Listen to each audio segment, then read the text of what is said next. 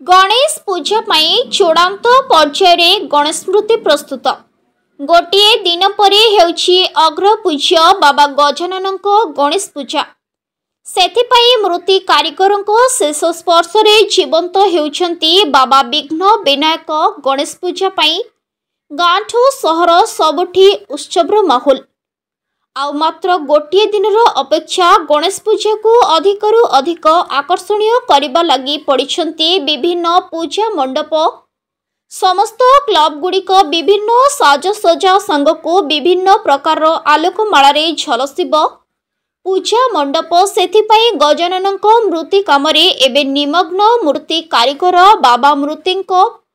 बाबांकर मूर्ति प्रस्तुत लगी पड़िछन्ति। कटक जिला बड़म्बा ब्लॉक अभिमानपुर रे मनोज मुदुली परिवार घरर समस्त सदस्य बाबा को जीवंत करने को लगी पड़िछन्ति। बापा अजयंको परे एबे एही काम को मनोज कौलिक वृत्ति आदरी नेछन्ति। परिवार सदस्य एबे कारीगर को शेष स्पर्श रे जीवंत होई उठुछन्ति बाबा बास आखि अपेक्षा बाबांको आगमन को। नमस्कार मैं सरोज कुमार मुदुली घर अभियानपुर आउ कौन कहे आउ दुई दिन पर गणेश पूजा किभली भाव प्रस्तुति नहीं कम प्राय शेष पर्यायर पहुँची गलानी आउ गोटाए दिन पर तो मूर्ति सब लोक मैंने नहीं घर जगह मानक आउ कम जोश लगे प्राय 3 मास है आम ये कम लगिचु एबे तो यार शेष पर्याय होगा काम शेष हो नहीं आम 3 भाई ये कम प्राय समस्त एकाठी मिलमिशी कर हाँ ये आम 20-25 वर्ष है ये कम कर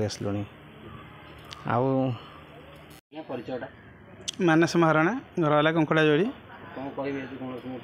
गणेश मूर्ति तो आमर सब मटी कम सरीगला एवं मूर्ति कलर कम भी सरीगला भी लोक भी ने सब जगह जगह सब गला स्टेज को आ जहाँ अच्छी तो मूर्ति दीर्घ केते वर्ष कार्य मूर्ति काम एटा मु काम कर मो पिला दिन कर भी 20 वर्ष है पूरा एकुटिया मोर कर बापा हाथ बापा करुले एणुक हाथ में मिसिकी शिखिकी मुझे दीर्घ 20 वर्ष खाली गणेश मूर्ति कर गणेश मूर्ति हो विश्वकर्मा हो खुदुरकुणी हो दशहरा मूर्ति तैयारी हो काली पूजा कराऊँ कुमार पुनई मूर्ति कराऊँ बांकी टाउन में आमर कार्तिकेश्वर भी कराऊँ विभिन्न प्रकार जेकोसी मूर्ति कहले भी खुशी लगे नहीं बहुत खुशी लगे ये भी मो जीवन यापन माने कुटुंब पोषुची हाँ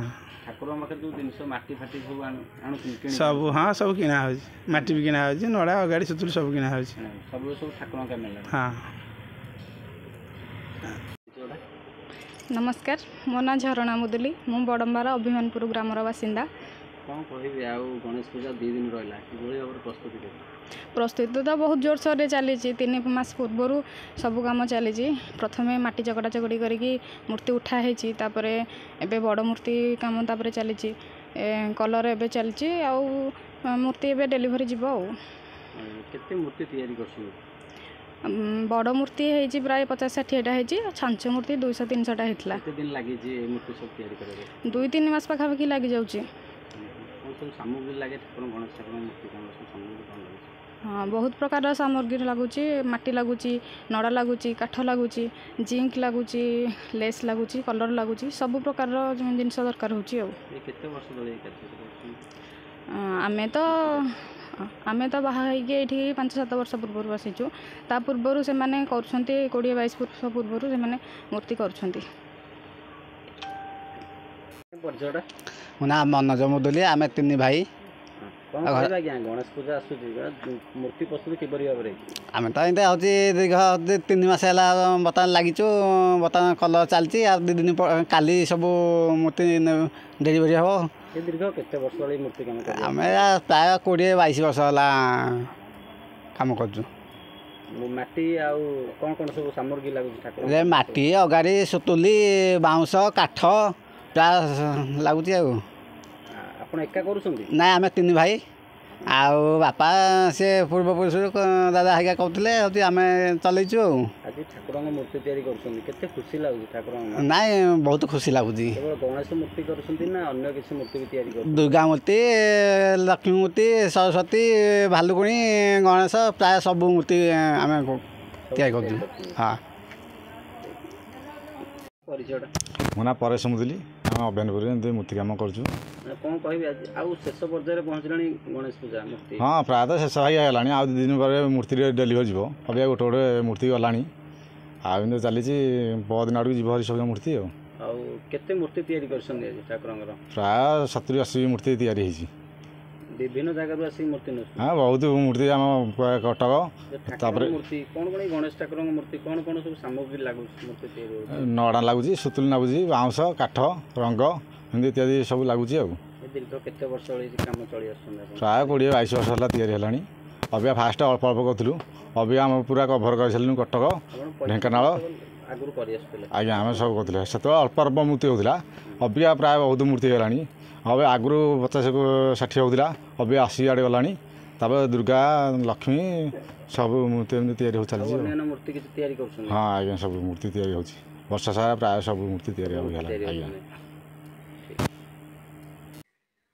କଟକରୁ ମାନସ କୁମାର ସାହୁଙ୍କ ରିପୋର୍ଟ, ସଂଘର୍ଷ ଟିଭି।